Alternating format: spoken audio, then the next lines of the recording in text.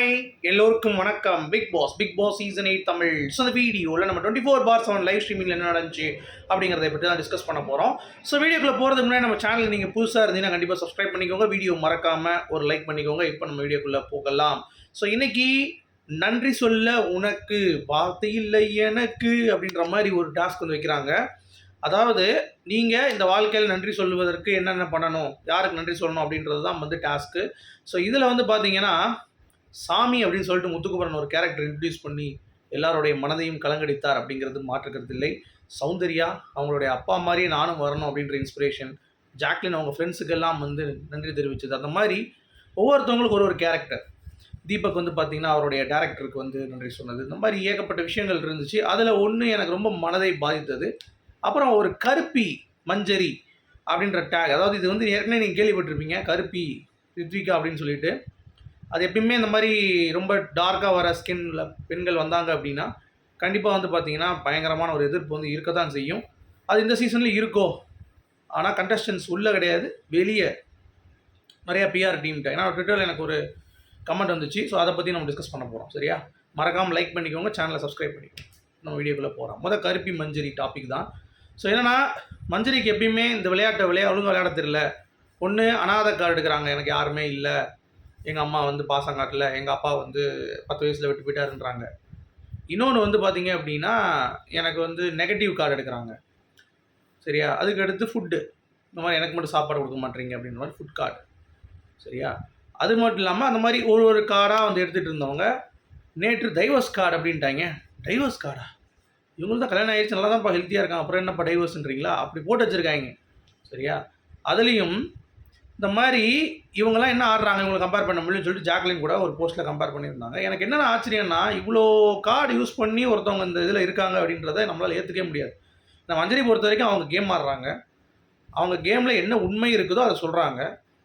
டெவில்னால் devil மாதிரி இருக்காங்க, சில தவறுகள் இருக்குது, அதாவது ரொம்ப ரூடாக ஆட்டிடியூடாக தெரியுது, அவ்வளோதானே தவிர மற்றபடி ஜாக்லினோட கம்பேரிட்டிவ்லி அவங்க வந்து பெஸ்ட் பிளேயராக தான் உள்ள இப்போ கரண்ட்டாக 2-3 வாரங்களில் அவங்க தான் இருக்காங்க அப்படிங்கிறது பார்க்க முடியுது.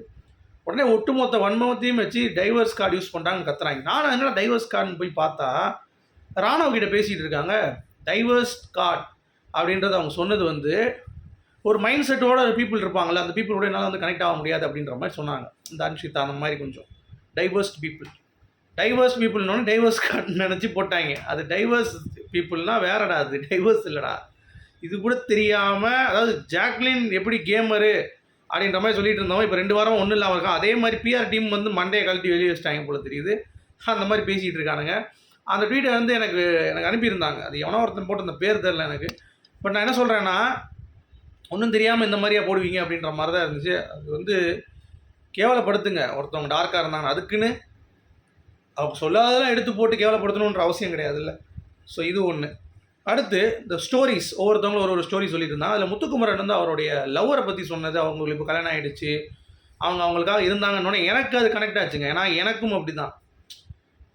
எனக்காக என்னுடைய லவரும் வந்து பார்த்திங்கன்னா அவ்வளோ நேரம் வந்து இருந்தாங்க, கிட்டத்தட்ட ரொம்ப வருஷம் வெயிட் பண்ணாங்க. பட் நான் வந்து சரியாக செட்டில் ஆக முடியல. இப்போ முத்துக்குமரனுக்கு எப்படி சொல்கிறா 25,000 சம்பளம் எனக்குன்ட்டு, அப்போ அவருக்கு 25,000, எனக்கு 5,000 தான் சம்பளம் நான் இருக்கிற டைமில். ஸோ என்னால் என்ன முடியுதுன்னு தெரில. நான் அப்படியே முழிச்சிட்டே இருந்தேன், 10,000 சம்பளத்துக்கு ஓடினேன். பட் அவ்வளோ டைம் கொடுத்து கடைசி எதுவுமே இல்லைன்னொடனே அவங்க அடுத்த வேலையை பார்த்துட்டு போயிட்டாங்க. அது என்னையும் விட்டுட்டு போயிட்டாங்க சொன்னார்ல, அது சொல்லும் பொழுது எனக்கே வந்து கனெக்ட் ஆன மாதிரி இருந்துச்சு. பட் இருந்தாலும் அவங்களுடைய ரிலேஷன்ஷிப் வந்து ரொம்ப பியூராக இருந்ததுனால ஹட்ஸ் ஆஃப் குமரன். உருக்க வச்சிட்டிங்க, அது என்ன உருக்க வச்சிட்டிங்க அப்படிங்கிறது தான். அடுத்து சௌந்தர்யா அவங்க அப்பா மாதிரியே நான் வந்து காட்டணும், அவ்வளோ ஸ்ட்ரகிள் பண்ணியிருக்காரு, ஸோ நானும் அப்படி வந்து காட்டணுன்னாங்க. ஜாக்லினோடைய ஃப்ரெண்ட்ஸ் இல்லாமல் நான் லைஃப்லேயே இல்லை, ஃப்ரெண்ட்ஸ் தான் எனக்கு அப்படின்றத சொன்னாங்க. அப்புறம் ஒருத்தவங்களும் ஒரு தீபக் வந்து அவருடைய டேரக்டருக்கு வந்து பார்த்திங்கன்னா நன்றி சொன்னார். விஷாலும் அதே தான். அப்புறம் விஜய் சேதுபதி அவர்களுக்கு நம்ம சாச்சனா சிறுவண்டு வந்து பார்த்திங்கன்னா எனக்கு மெயின் கேரக்டர் அப்படின்ட்டுச்சு. நீ மெயின் கேரக்டர் இல்லைம்மா, மெயின் கேரக்டர் சேதுபதி தான் அதில். சரியா, நீங்கள் வந்து ஒரு சைடு கேரக்டர் ரோல் தான் பண்ணியிருக்கீங்க. It's not a main character. Okay, but it's okay. உங்களுடைய கருத்துக்கள் சொல்லுங்கள். மற்றபடி வேறு எதுவும் இல்லைங்க, எல்லாம் கதை சொல்லிகிட்டு இருக்காங்க, அவ்வளோதான் லைவில். மற்றபடி நடக்கிற இந்த மஞ்சரி மேட்டருக்கு என்ன நினைக்கிறீங்கிறத கமெண்ட் செய்ய சொல்லுங்கள். சரியா, மீண்டும் சந்திப்போம். Good bye.